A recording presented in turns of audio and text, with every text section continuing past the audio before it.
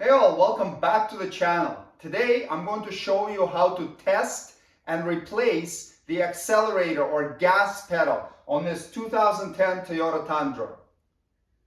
The accelerator pedal has two position switches inside of it, and they're constantly monitored, as you can imagine, on a drive-by-wire throttle system to make sure that your vehicle doesn't floor itself or accelerate itself when you don't want it to.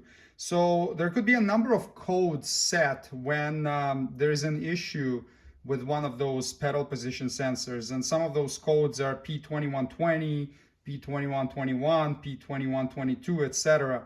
They would be for throttle, pedal position sensor, switch circuit malfunction or performance. And I'll put a list of the related fault codes in the video description. Now we can test the sensors, but you can't really do it without a scan tool. It would be too complicated. So we'll use a scan tool to check their voltage with both the pedal released and the pedal applied. We'll hook up the scan tool dongle to our OBD2 port, and I'll put the links in the video description for the scan tool that I personally use to do all of my diagnosis. We'll turn ignition on, connect the scan tool, and then go into the engine and ECT menu. And now we'll proceed to live data to monitor the accelerator pedal position sensors. Scroll down to accelerator sensor out 1 and accelerator sensor out 2. Here are the readings that we expect. So right now the accelerator pedal is released. Sensor 1 should be between 0.5 and 1.1 volts. It's at 0.8, so that's good. And then sensor 2 should be between 1.2 and 2.0, and it's at the 1.5. So that's great. Now we can depress the pedal and see if our voltage is in spec for that situation. Okay, here's the pedal pressed to the floor. So sensor 1 is at 3.5, right within the range here.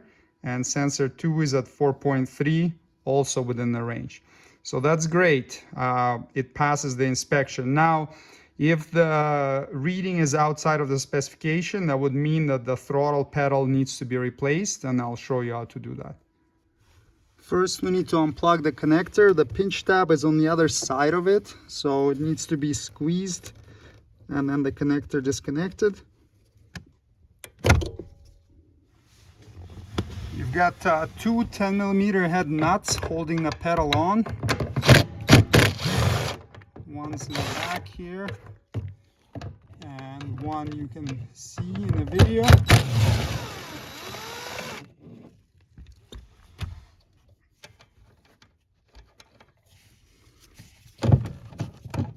And once the nuts are removed, you can take the pedal out. Don't drop it or bang it on anything while you're removing it if you're going to reinstall it.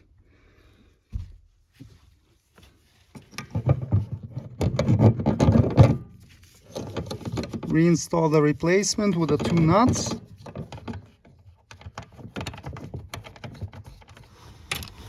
Tighten the nuts to 44 inch-pounds.